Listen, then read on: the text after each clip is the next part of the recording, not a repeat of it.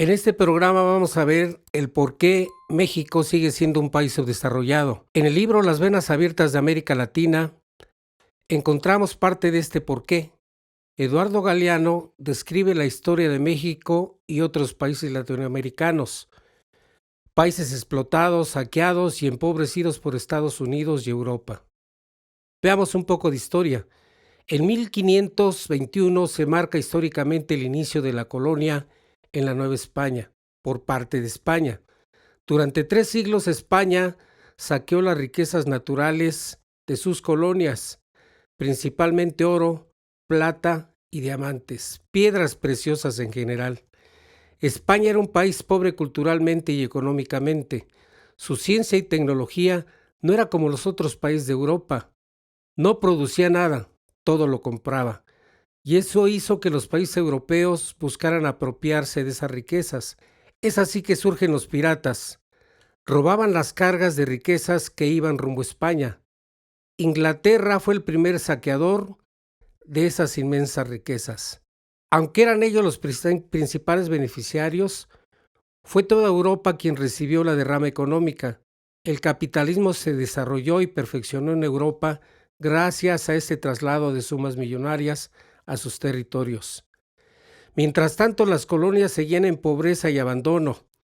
Fueron los criollos quienes iniciaron la Guerra de Independencia en México, la cual fue consumada en el año de 1821. Pero no se crea que México empezó un desarrollo similar a Europa. Ya no era Europa la principal beneficiaria de sus riquezas. Ahora Estados Unidos saqueaba alegremente las riquezas naturales. Y fue así que el máximo representante del capitalismo desarrolló esa tendencia con otras características. Una de ellas fue que no se conformó con saquearnos, sino que quería las riquezas con todo y el territorio. Fue así que nos robó más de la mitad de ese inmenso territorio. En 1910 se inicia un movimiento revolucionario en nuestro país contra la dictadura de Porfirio Díaz. Este movimiento armado se da por terminado en 1921 y se inicia un movimiento aparentemente renovador para sentar las bases de un desarrollo capitalista propio. Europa ya no saquearía más a este país, ni Estados Unidos tampoco. Por fin se veía el paraíso terrenal prometido para nuestra patria. Ya no serían ellos, sino ahora serían los políticos emanados de ese movimiento.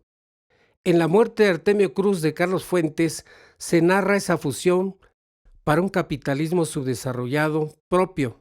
En 1940 se da la primera gran oportunidad para que México salte de un capitalismo primitivo a un capitalismo con características similares a las de Europa, pues los Estados Unidos habían entrado en la Segunda Guerra Mundial y por lo tanto su industria quedó limitada en la producción de productos agrícolas y sobre todo necesitaba del petróleo mexicano y de su mano de obra barata.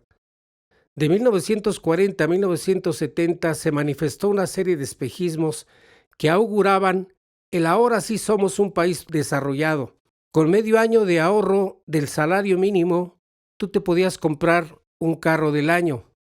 A esta etapa se le llamó el milagro mexicano. Para 1970, Estados Unidos ya se había recuperado y lideraba a nivel mundial un capitalismo desarrollado con sus características. México no había invertido lo necesario para salir del subdesarrollo. En 1970 llega Luis Echeverría a la presidencia de la República. Fue el populismo descarnado que mostró que el país nunca saldría del atraso y marginación. En el sexenio de Miguel de la Madrid se da un primer paso hacia adelante, la Ronda de Uruguay, que era una especie de comercio con algunos países de América Latina, pero no era suficiente. Fue en el sexenio de Carlos Salinas de Gortari que se inició un paso en serio, un tratado de libre comercio de América del Norte, que trajo como principal beneficio miles de millones de dólares y empleos bien remunerados. Pero extrañamente, México no sale del atraso, ya que la corrupción se manifestó a niveles nunca antes visto. La muestra es la venta de TV Azteca a Salinas Pliego y Telmex a Carlos Slim. Curiosamente son de los más ricos en nuestro país, pues se las vendieron en cómodos paguitos. Llegamos al sexenio de Vicente Fox en el 2000. Fue la tercera gran oportunidad de salir del atraso, pues se dio un boom petrolero con excedentes tremendos. Lo raro es que todos esos excedentes desaparecieron por medio de la corrupción.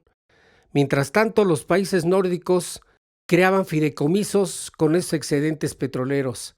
Y hasta la fecha, el capital no se ha tocado y prácticamente son los intereses los que se les devuelven a los ciudadanos como servicios públicos.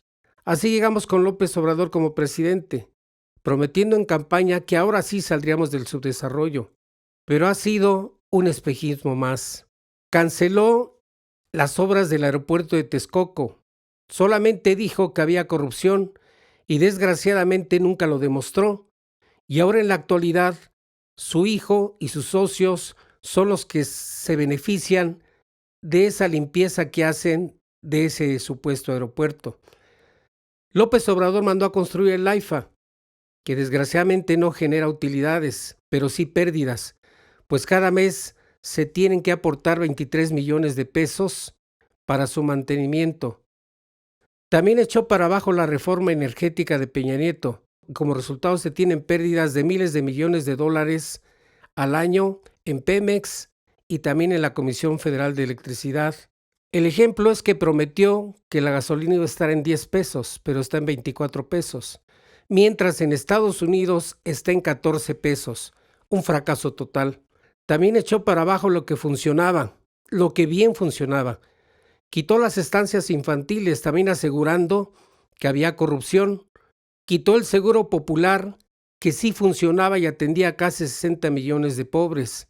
Y también quitó la distribución correcta de medicamentos. Creó el INSABI, que hasta la fecha se gastó 400 mil millones de pesos y fue un total fracaso, ya que llevamos casi 800 mil muertes por descuido en la distribución de medicamentos y por la mala atención del coronavirus. Pero a cambio, a la población les da programas sociales a todas esas familias afectadas. Los medicamentos siguen sin distribuirse bien. Niños que mueren a diario por cáncer, mujeres también que mueren de cáncer de mama, y total, todo tirado a la basura. Como vemos, México no saldrá del subdesarrollo porque tenemos políticos con mentalidad subdesarrollada que no quieren dar ese paso definitivo. Desgraciadamente, no se ve cómo salir de este atraso y de este abandono, pues las teorías gubernamentales son de que ellos solamente pueden sacar a México del subdesarrollo. Es el populismo en toda la expresión de la palabra. En el próximo programa veremos si la teoría política sirve para analizar a este México actual.